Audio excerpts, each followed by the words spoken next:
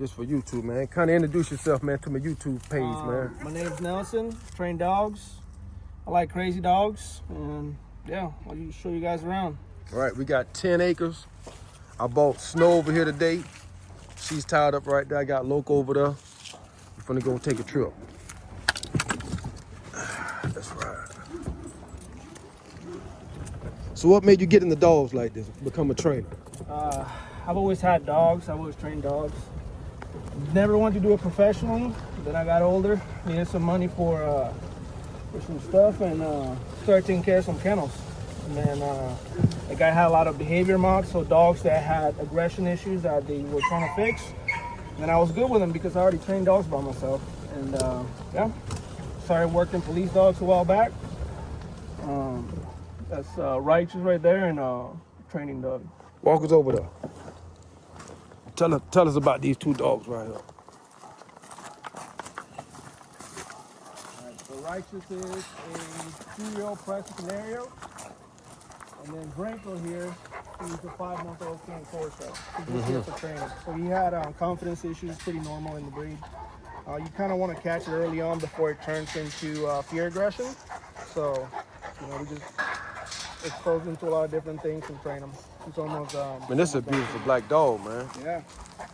This is a beautiful dog. Figured you'd like him. I just trimmed him down just because I don't want him to hurt himself. He's a big dog. Right. How old are you? 2. 2? Yeah. He's a huge, beautiful dog. And you say you slimmed him down. He was bigger than that. Oh, yeah. How much he weigh?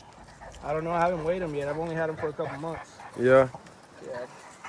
Good with the family? Good with the family. Right now you can see some bite marks on his head. My females are very dominant. They like to play very hard, and he just tolerates it. So that's why he's all scarred up. Yeah, I have a daughter. He gets along with my daughter. Even with this puppy right here, he's a male dog. This is a male puppy. He tries to hump him every now and again, and he knows that he controls himself. He doesn't take it overboard. Now, how long you been dealing with dogs? So I'm 26 years old. I've been doing it since I was like 10 years old. 10 years old. Yeah, I used to wrap a towel in my arm to do protection work with my shepherds back in the day. Okay, so for all the years you done been in dogs, what it is about the Presa Canario that you like? Man, there's a lot to talk about there. I would say, I've had a lot of dogs, a lot of different breeds. I like the way they look, but most of all, I would say their temperament. That's a dog that I've seen be very dominant where I need him to, but also tone it down. And I'm in the business of having a lot of crazy, intense working dogs, Malinois, Dutchies, of that, dogs of that sort. It's nice to have a dog that I can actually trust, because those other dogs, they're not really meant for a family environment. So a dog like this is a dog that would fit a family that just needs a good dog, needs an all-purpose type of dog. They're very intimidating, and with that size, I look for temperament. He's over 100 pounds, definitely. We would have to weigh him, but if he was as intense as my Malinois, it would not be a good dog at all. So, yeah, I would say temperament. Right. For example, we got Corsos here. A lot of people get Corsos as another option instead of a Presa. Their Presas are not as known. They tend to, I see them a lot because they have aggression issues, fear aggression issues. So most of the dogs that we see here, they're going through a behavior modification training course because they're trying to bite people in the house, they're trying to bite the neighbor, and they're not under control. A lot of it stems from fear, which is not a good thing. I want my dogs overly confident. Yeah. Now, you was telling me the other day about the Presas, how you feel about it's a good dog for the family. Yeah. Or for a ranch like this is 10 acres. Yeah.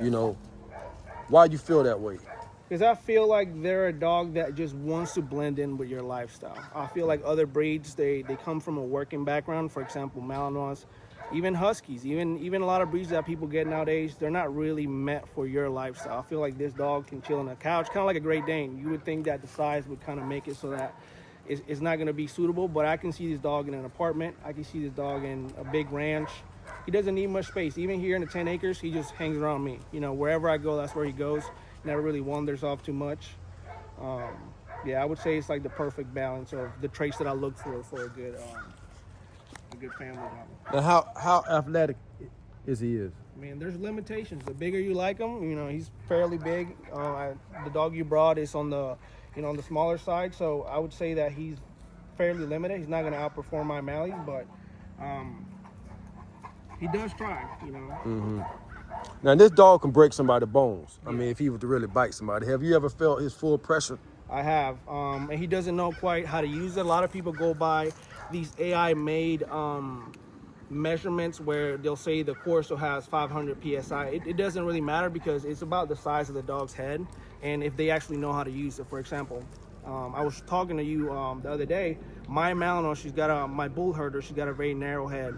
She knows how to use all of her jaw pressure, and she maintains that pressure. So the whole time she's biting, she's using all of her force. That feels a lot harder than him. He'll max out for about 2-3 seconds. You know, he's new. I just got him. Of course, I'm going to train on that. But if the dog's not really trained to bite hard, they normally don't know how to use all of the muscle that they have. Yeah. Do you think he hold back because he's working with you? Yeah, so complicated subject there. I don't recommend working your own dogs, especially dogs that can be more on the defensive side. So that's any sort of mastiff, any sort of molosser.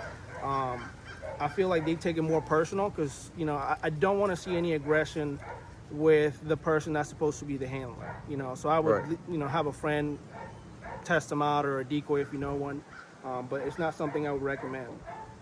With my other dogs, they have a high amount of prey drive where I can keep them in prey. I can teach them the fundamentals, the mechanics of how I want them to bite, but they understand that's just what we're working on. Kind of like working at the back at the gym. You know, those dogs have the intelligence and the instinct, you know, to be able to go through that and also understand I'm their owner. And I also don't recommend working Malleys if you're by yourself, because inevitably, like if you threaten the dog, that's another, you know, subject. If you start threatening the dog in training, the dog is going to see you as an outlet. So you might be working him one day, he gets wound up, and he'll turn around and bite you. And that's very, very common.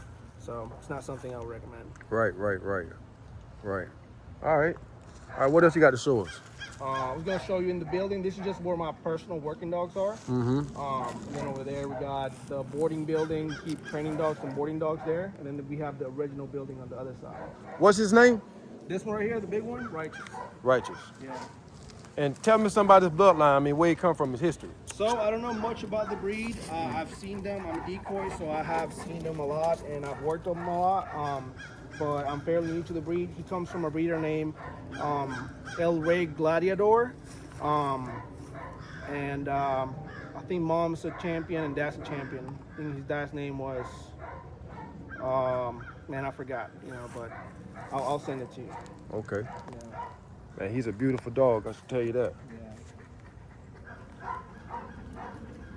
All right, let's ride.